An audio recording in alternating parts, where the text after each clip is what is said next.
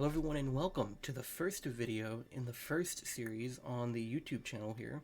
Well, we will be playing as the Kingdom of Asturias in the new Struggle for Iberia flavor pack for Crusader Kings 3. Now, usually I don't do a kingdom level start, find them a bit too easy, but this isn't too big a kingdom. Offers some unique challenges with the new flavor pack, so I think we can still have a pretty good, entertaining, challenging game here playing as Asturias. Now, a few ground rules I'm going to lay out that are kind of general and in spirit, kind of vague, but ones I think I can adhere to closely enough. First being that I'm not going to be allowed to do kind of weird stuff to handle succession, or at least not repetitive, samey stuff. So usually to handle succession and to get rid of those spare sons who will split up your realm, I'll just take them, put them in prison when they're 10, and force them to become a monk when playing as a Catholic ruler or other rulers with that faith tenet, and that works great. Way less tyranny, no dynastic kinslayer or anything. They're still alive, they can still go do stuff. Works pretty well, but I'm not going to be allowing myself to do that. Also, of course, I can't just imprison them and execute them, which is a much more extreme option, but I'm not going to allow myself to do that either. I will say if I am sadistic and intrigue-focused, then in that case, I will allow myself to plot against my children if I decide to, but only if I'm both sadistic and intrigue-focused. Otherwise, not allowed. Just sadistic, not going to be able to do that. Obviously, if a child will willingly accept taking the vows and becoming a monk, I can do that. I can still disinherit if I have the renown and I'm willing to spend it on that. If a child commits a crime for which I can imprison them, I can have their punishment be forcing them to take the vows and becoming a monk. If I get that event during a hunt where I have a chance to kill my children after they've murdered somebody, if I decide to do that, I can. That's something I'll keep open to myself. But can't just imprison them when they become 10 and force them to become monks. Can't just imprison them and execute them. Have to handle succession in a bit more challenging ways, at least. Second rule I'm going to say is that I have to seek out, for my children, noble marriages. I can only marry my children to other high-born people. This means I can't just say, I'll marry all my kids off to low-born geniuses right away and just hunt those congenital traits that hard. It has to be noble marriages. And generally I'm going to try to make marriages that make some sense, at least, strategically or culture-wise, generally speaking. That's much more vague, but I'm going to try to adhere to that. And third and final rule, I'm going to say, general spirit kind of rule, is that I can't just pull a classic, if West Francia there has a ruler who has one son and a few daughters, just marry my son and heir patrilineally, of course, off to the firstborn daughter, plot to kill the firstborn son, and then right away I'm just in line to inherit West Francia at some point. I'm going to say I'm not allowed to do that generally. I will only be allowed to do that if I have an intrigue-focused ruler, once again, because then it would make more thematic sense, but only if I have an intrigue-focused ruler will I be allowed to do that. And of course also playing on Iron Man, as per usual, so no saves coming, none of that. Tinker with the rules a bit. I have exclave independence total, so we won't see people with really weird disconnected lands, or at least less of that, hopefully. With all that said, let's get into it here. Now, as Asturias, my first move would be usually Crown Authority right up to 2, but the Asturianese culture does not actually have the innovation at game start, and you start off with minus 500 prestige. So I am going to get to that right away, because that is an innovation we definitely want to have. Seems we are getting a bit of bonuses from exposure with the Kurds. We're exposed to the Kurds. Really?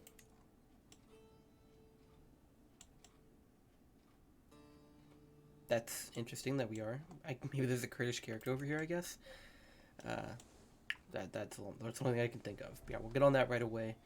Let's go ahead and pick our focus. So we are martial, education trait. We're going to go down that.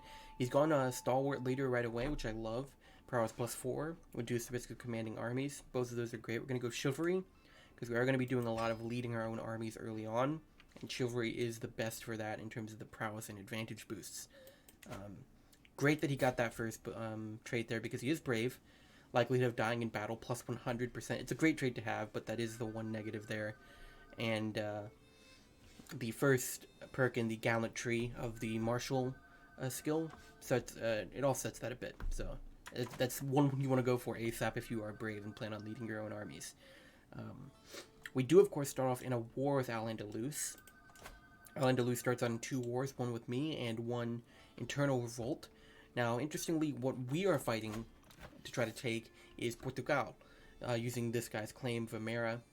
And also, Portugal is trying to break free from Al-Andalus. It's an interesting little two-way war you got going on here. So Al-Andalus will hopefully be a bit distracted. We will try to jump in and yoink Portugal off them. Real quickly, let's look at our army composition we're working with. So we got some pikes, some horsemen, and some bowmen. Not bad. I believe Al-Andalus always starts off with 600 of these special heavy infantry, so they will counter our spears, and we're not countering them. We don't have any of the light infantry, sadly, but I think we can do alright, especially with his attention a bit divided, assuming he doesn't just rush and fully focus on me. That would be tragic. Now, internally here, we start off in a decent spot. We are well positioned to try to fully control the duchies of Asturias and Leon. There's one county we currently don't control in what our realm contains of the Duchy of Leon, controlled by our actual player heir and our brother. So that's an interesting situation we're in there. We only start out with one duchy level vassal at game start, who doesn't even control the duchy that he owns. He owns the Duchy of Castile, none of which he controls. This is an interesting spot for him to be in. We can secure an alliance with him by marrying his daughter. She's not great in terms of skills, but I think that would be worth it. Always a good idea to secure an alliance with your strongest vassal. And we do start off with a lot of unmarried family members, which we'll get into right now, who we can secure other alliances with. So another great move at game start, especially when you're in a war, is to go right to your unmarried courtiers here. It's a great way to get, you can marry off unmarried female courtiers to get really good knights who can turn the tide in an early war, especially where there's less men-at-arms present. And you can marry off your male courtiers to get high-learning female characters who can fulfill various court positions that you'll probably want early on. But of course, we also have 3 family members here. Well, 4 if you're counting my mother, but I'm not gonna marry off my mother again. I'd feel bad about that. But we have 3 family members here who are all, pretty young. We have our aunt, our sister, and our brother, all 3 of which we can secure strong alliances with. Interestingly, 2 of them have been blinded. I don't know if those are connected, if they were separate incidences. But greatly here, you can marry off your sister right away to Prince Carloman of West Francia. Alliance of West Francia is great. They're geographically approximate. They're big. If you're lucky, Charles will be around for a while. He is learning focus, but he's not gone whole of body right away in this playthrough. But he might get there. He's only 43. He has plenty of time to potentially get that focus and live a long time. And even when he dies, currently Aquitaine, the classic France split that happens in every CK3 game, although upon the first ruler's death, 9 times out of 10 split between Aquitaine and France, or Aquitaine and West Francia. Aquitaine's currently set to go to Carloman. So even when he dies, you still potentially have an alliance with Aquitaine. So that's a great alliance to get right away.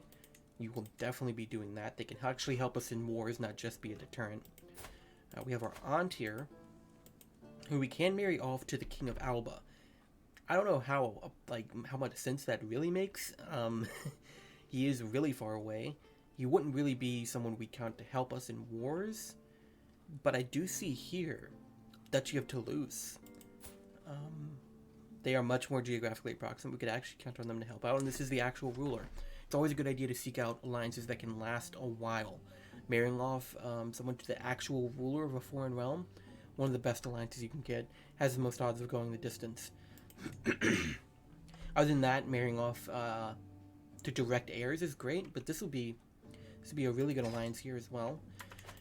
Really heavily investing in Francia. I kind of want to avoid doing marriages within Iberia at the moment.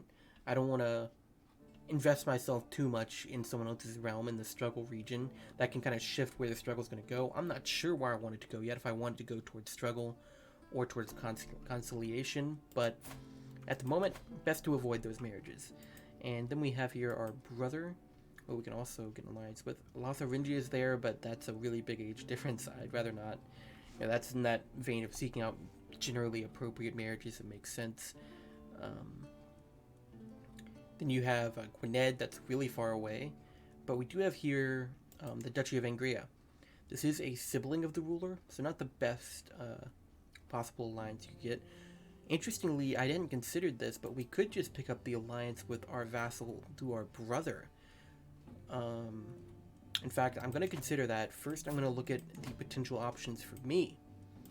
So, what could we get for myself outside of that? The Duchy of Angria marriage, better stats there. She's sadistic, which could cause issues.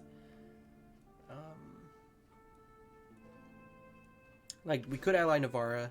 Not bad skills, not bad trades, but I'm just kind of wanting to avoid marriages within the struggle region this early on in the game.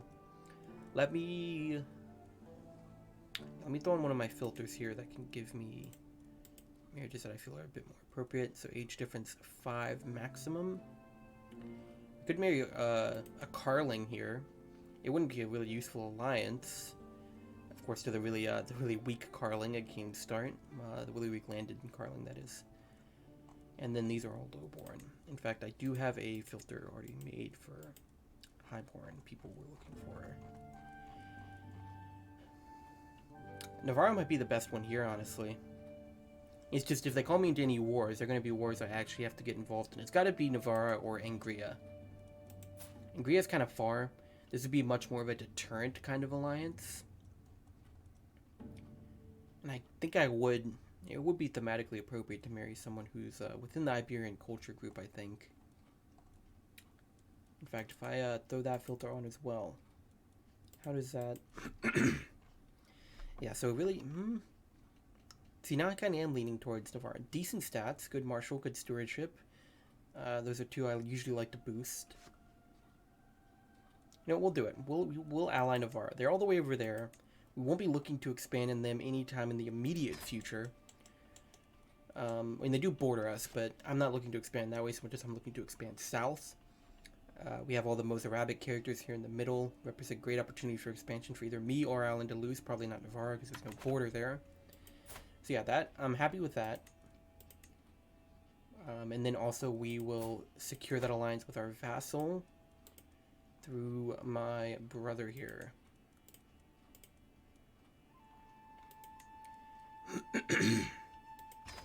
There we go.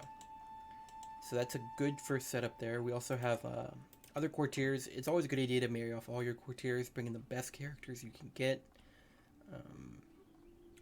Sadly, we only have the one female courtier here, so we're only going to be able to bring in one really good knight. But besides that, we can bring in some people with some nice and high learning. This guy, weirdly, he doesn't really have great options when you go highborn spouses, which I find odd. He is highborn, so usually they do have better options. But we have a great learning character here, 21 learning, exactly what I'm looking for in my female courtiers. They can fill a bunch of valuable court positions with that high learning. Here we're going to look for some high prowess. 20 prowess right here. We'll take that. He is Bavarian. I do prefer to kind of go for culturally appropriate marriages, but you know, we're early on here. We're in the middle of a war. We need good soldiers. I will do that here. Actually, she's sadistic, but she's got good learning. Sadistic characters in your court can cause trouble. They can't try to, they can't do a lot of murder, but she's got high learning, so she comes in anyway. And then a albino Swabian high learning character. We'll take that. So that's all of our courtier marriages sorted out. We do have, of course, our two court artifacts here. The dynasty banners. We'll hang both of those up on the side walls so we keep everything nice and symmetrical. And we do have, or at least I did have, a special artifact, a Visigothic crown, which was in Regalia, but I don't have it anymore. My test games I'd had that, but I guess not anymore. We can negotiate an alliance with our brother here who owns this one county, but I don't know what I want to do with him quite yet, so we'll hold off on that. Council, looking acceptable. All-powerful vassals. With all these counts, I do want to keep my council positions filled with vassals, because they can get very unhappy otherwise, and all these count-level vassals gets really annoying. Definitely need to do some consolidation, making duchy titles, handing those out. You don't want to have this many count vassals, because it can get out of hand. But with all that said, I think we're about ready here to raise our armies and start... We're going to lead our own armies, of course, and start fighting Al-Andalus here. Now, obviously, I've just allied West Francia. I could call them in to help It would tank my prestige even further in the negative. We do start out at minus 500. So probably want to hold off on that if I can. I think I can win this on my own if the AI doesn't just exclusively focus on me. So let's see how this first war goes. Believe that's all of our opening moves. Good. And of course, the Iberian struggle. The Iberian Peninsula is in turmoil, a conflict born of its storied past. Outsiders covet the land, and the great Muslim and Christian powers seek to sway its people. But those who live and die on its soil will ultimately determine its fate. I will not let slip my vision for my homeland. By God, House de Cantabria will weather the storm and see my will fulfilled. Of course, there's tons of mechanics here. Can't really go over all of them now, but as they come up, we'll make mention of them. Should briefly look at this screen as well. Not sure where I want to take it, like I said, hostility or conciliation. A lot of that depends, I think, on what happens with Al-Andalus. If it collapses, hostility is probably best. If it stays strong, which it probably won't, I don't think, conciliatory will probably best. But we'll cross that bridge when we come to it.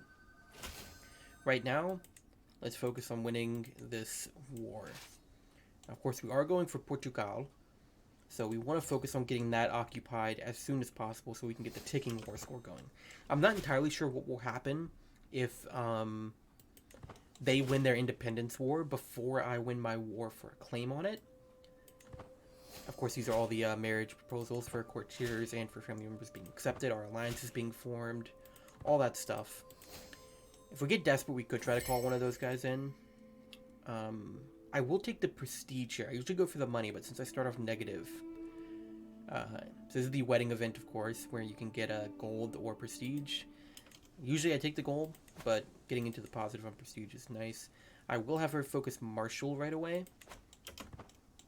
just so I can improve my odds further if I have to get in a fight. So this happens a lot. New feature in the struggle region, people can offer to join your wars if you pay them. I'm not going to accept this.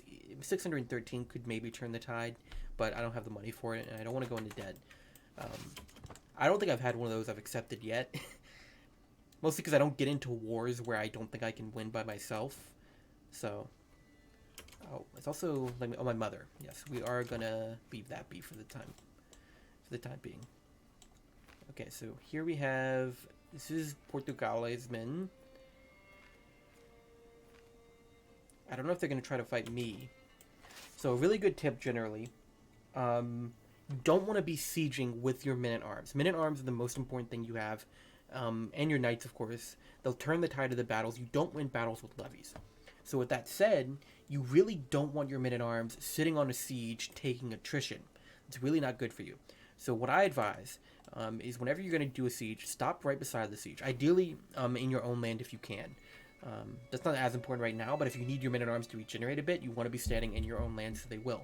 But stop right beside where you want to siege, and then go ahead and split off your siege weapons if you have any, all your levies, leave your knights and all your men-at-arms in a separate army. If you have a guy with military engineer, which I do, put him on that army you just created, and then have them do the siege by themselves. This can be a bit riskier if you're outnumbered, and you want to keep your men together for any potential attacks that might happen. It looks like Portugal might be turning back to fight me, which I think we could fight him. But then obviously if you get attacked, you just want to reinforce with your men-at-arms army. Keep your best commander on that army, your military engineer on the other army. But you don't want your men-at-arms taking attrition on a siege, because that'll just make it so much harder to win battles. Those men-at-arms really make the difference, and they're just going to be taking, ticking attrition when they're sitting on a siege. We just got another 350 prestige, so calling in one of our allies we made is now a really realistic option if we need it. I don't think we'll need it. I think we can win this pretty easily. I think. And yeah, of course, you'll be consistently notified about various characters doing things in the struggle region that'll push it towards hostility or towards conciliation. I really love that feature. All the times I've seen it in action so far, it stays really close between hostility and conciliation right up until it moves to the next phase, which is good. You definitely want it to be able to go either way. Like I said, not sure why I want to push it yet. We'll have to see how things turn out. So we have this event. You have two vassals here who are recommending military strategies. Now, usually you see this option. I can do both. I can use my martial skill and get both. And I'm like, yeah, sure. You should never do this, or at least you should always look at what they're recommending. This improved pillaging strategy is bad. You do not want it. Yeah, it gives siege phase time. Cool, I guess. It gives hostile counter attrition. Cool. Supply duration. Fine. But the advantage -5 is so bad, none of that other stuff is worth it. I mean, yeah, I'm hoping I can just siege out this whole war and never fight any armies. But if I do, that advantage -5 would be killer.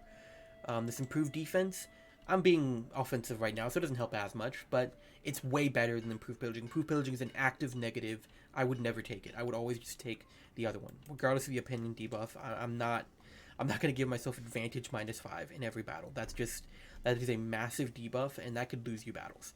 So it is really not worth it, in my opinion. Okay, now we're seeing the armies of Al-Andalus. They're pretty big. If they're going to come at me, I'm going to have to retreat.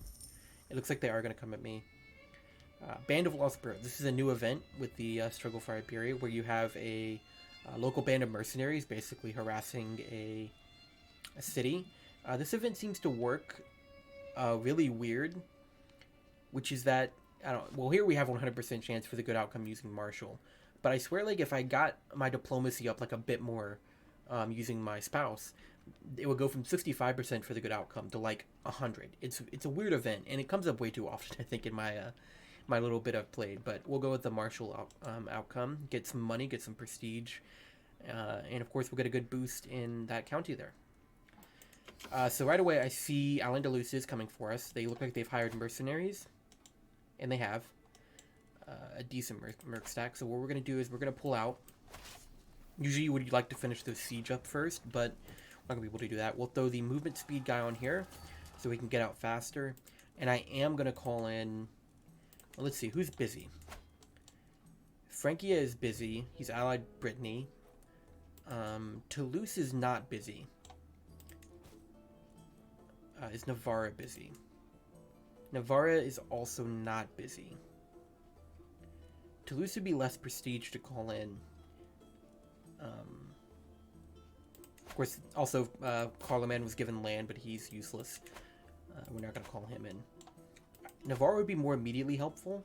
How much would it be to call him in? I can't remember how much it is to call a king in. 350. Okay, we will call him in right away. If I could call in Toulouse as well, I will. 150? We can do both of those. So we'll call in Toulouse and Navarra. They did hire mercenaries, so I feel like it's fair for me to call in my allies. So it does appear right away they are focusing on me. Both of our allies coming in, and we're going to have a kid. That is, of course, something you have to have. So we are in mountains right now.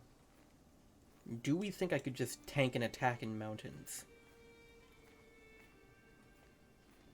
I mean, probably not. They outnumber me, like, big time. And I should probably just fall back and wait for my allies to come in, so we are going to do that. Put the movement speed guy on here. Love to have a guy with this organizer trait. Really helpful for when you need to run away and wait on allies to come in. Okay, so it looks like he's turning back now. Probably going to go focus on his internal revolts. If he could hold on that war a while, because I don't want that war firing, or him losing that war before I'm able to yoink Portugal myself. So we'll let our allies get in a bit. Let's actually go right for the capital. Not going to be able to stand in our land right by the siege with our men-at-arms, but we will be able to, we don't have to regenerate. We're at full strength with our men-at-arms right now, so that's fine. I imagine they might try to turn back and go right back for me. You know how the AI is in Paradox games. Oh, I'm ill. And I forgot to appoint a physician. Let's take the first person there. And also a court tutor. Always love to have a court tutor appointed. I'm just going to say all I want to stay in bed. I don't want to have to do the court physician search event. Of course, we are going to get the court event where someone's angry that I didn't give them a position, and I'm not going to give them a position. My wife wants to be the High Almoner. Well, I don't want to form a rivalry with my wife. But, yeah, I guess you can be the High Almoner. Have fun. And my mother has been getting irritable. Interesting. My son, you have got to do something about these mournful rags you call clothes. You want me to upgrade my court fashion? Okay, fine. Just sap all my money. Thank you. Okay. And then same thing, split off your siege weapons and all of your levies. Put your military engineer in charge of this army. and then put them there. Now, while I'm sick, I'm not going to lead my own army. There's probably no extra risks. Of course, I'm being offered extra men. Again, I'm good. I've got my own allies. I don't think there's any extra risk to leading an army while you're ill, but I'm not going to do it just in case. I could probably pump the speed up a little bit, up to speed 4. And if Al-Andalus turns back, I think we'll be good now because we've got our allies in. Oh, and we have an opportunity to pick up another commander trait here. Well, we have a military engineer around. But honestly, it's always good to have another one. So I'm gonna give myself that. Plus, you know, just have a better commander on why spend too amount of time traveling the realm with our honor guard? I could just get more prestige. I'm gonna do that. We really got out of the prestige hole that we start off this game in fast. But yeah, it's just better to have a better commander on your sieging army. If you do get attacked, you know, it'll mean they can hold out a bit longer while you're letting your reinforcements get in. Don't like that Navarre has decided to stand here because now my guys are taking, they're losing supply. It's just because of the winter. Okay. We're not over the supply limit. Good. And we have a son, Alfonso. You know, he can be Alfonso the 4th. I'm okay with that. We'll go ahead and pin him. I keep all my children pinned. I think this is the best way to do it. It's really easy to keep track of them that way. Of course, they get their childhood trait at 3. A lot of times I miss that if I don't have them pinned, and I can just look up here and see when they turn 3. So I think it's a really good idea to just keep your children pinned and keep your primary heirs' children pinned. So you can really easily keep track of all of them. Sadly, Portugal is a 2 barony county here. Hate it when that happens because now we have to do a whole nother siege. You know, we did pick up a couple of prisoners. We're not going to be getting any war score from these guys. Whenever you get a prisoner, it's always a good idea. You can just go to the war screen here and check war score from prisoners. If you have 0, you should definitely be ransoming every prisoner you get. You're probably going to be losing money the whole time you're at war. So you definitely want to just ransom off everyone you can as you get them to keep your funds looking good. Now, I do have his heir, it seems, and I'm not ill anymore. I'm going to throw myself on this army as a result. I have captured the this guy's primary heir, who he'd pay 100 gold for, which he doesn't have, sadly. It looks like their war is not going well at all. Oh, he's not. Okay, this is what I've been seeing happen. So I've seen every game I've seen 2 games with Struggle for Iberia. Every game I've seen, Al-Andalus just disappears. And this is what's happening. A new kind of faction that can form, the Dissolution faction, who just wants to destroy the title, the primary title of their liege, which will obviously cause all these people to go independent. So I really shouldn't be getting all the focus now of the King of Al-Andalus there. I would hope. I don't know what's going to happen with this war if the Kingdom of Al-Andalus is dissolved. Not sure. Hopefully it doesn't just end inconclusively, because I really want to grab Portugal while I'm able to. Yeah, we're just going to siege down all of the claimed territory as quick as we can. Keep our men-at-arms army by our siege army, and keep ransoming off these prisoners as we get him. As we get him. I'll keep that guy, this guy's heir, in prison for now. He can't afford the full ransom. He can only afford 4 out of a maximum of 100 that he'd be willing to pay. So there's no reason to take that at the moment. It looks like Al-Andalus is going to stave off that Frontier District Rebellion, but now he's got the Dissolution War as well. Army size falling precipitously. I feel like Al-Andalus is about to disappear. He wants a white peace? Absolutely not. Why would I do that? We're up to 25, and we'll be able to get the ticking war score once we occupy Aveiro here.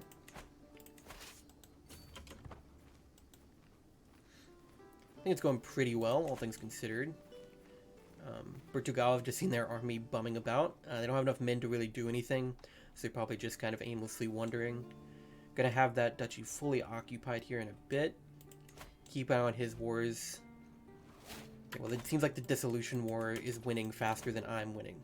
New perk here. I usually go down this tree first. This right side tree of Gallant is great for leading your own armies. It's great for having armies early game that can do well. Knights are so important early game when there's less men-at-arms floating around in everyone's armies.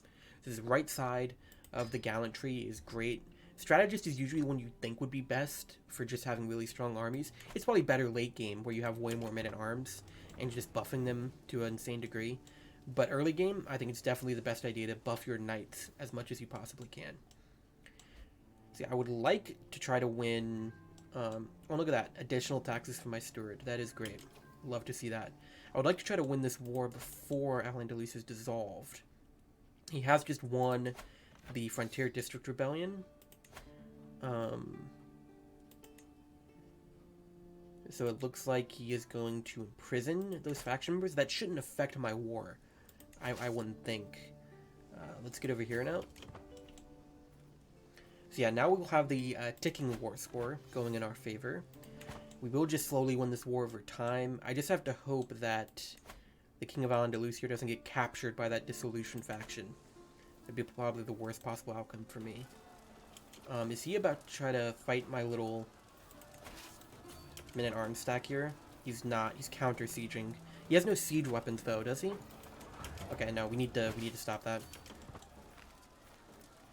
He doesn't have siege weapons, but he's sieging pretty fast anyway. We need to stop that though, and we'll get some battle war score here. So we're gonna need everyone to get on in.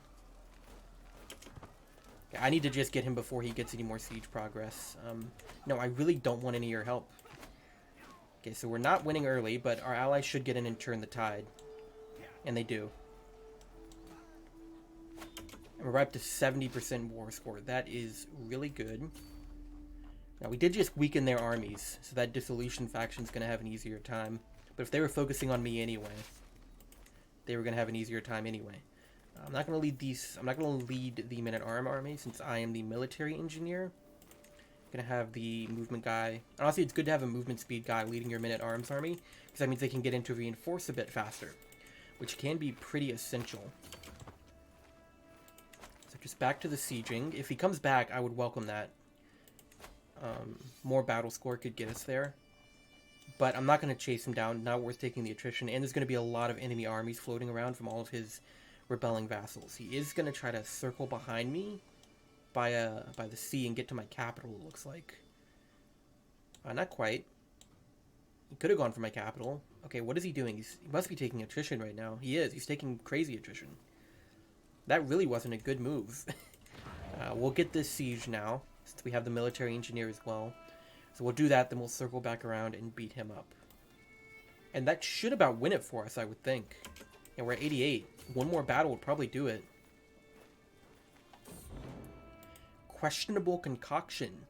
So my court physician here has come to me with a potion that will allegedly make me super strong. Or something. I don't want to dismiss her as my court physician. I also don't want a 1% chance that I'm killed or a 66% chance that I get a health penalty and 40 stress. So I'll just take the stress for saying that this swill isn't fit for a beast, let alone a man. I don't want to dismiss her. She's a good court physician. Also, my allies are just going over here and fighting these guys anyway. Probably don't even need to help, but I'll get in. Right at the end there. And there we go. That is the starting war against Al-Andalus 1. So we will get Portugal, this guy, Vamera. He will become the Duke of Portugal.